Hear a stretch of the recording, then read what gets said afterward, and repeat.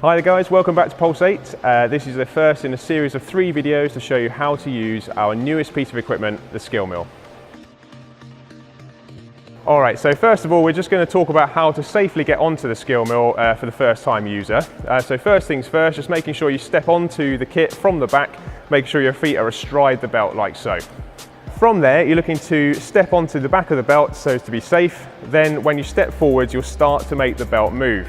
Be aware of our resistance belt here as well.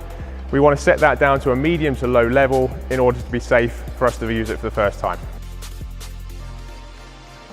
Okay, so once you've got the belt moving, we're into our first exercise, which is the assisted slow walk. Okay, we want to make sure our resistance paddle is set to a level 5, nice and slow, just to get ourselves into it, okay? From there, we're going to look to take the resistance downwards. That means we're going to start to step out a little bit more.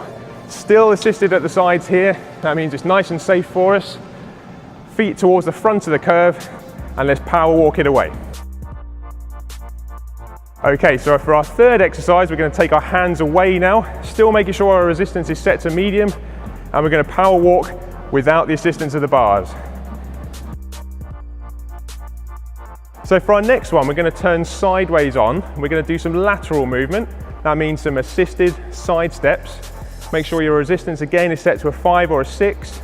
Turn sideways on, hold on to the bars, and start sidestepping the belt forwards like so.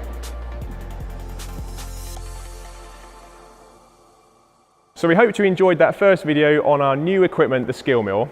There's 2 more to come where we'll be taking the exercise intensity up and giving you a few more ideas on how to get the most out of the kit.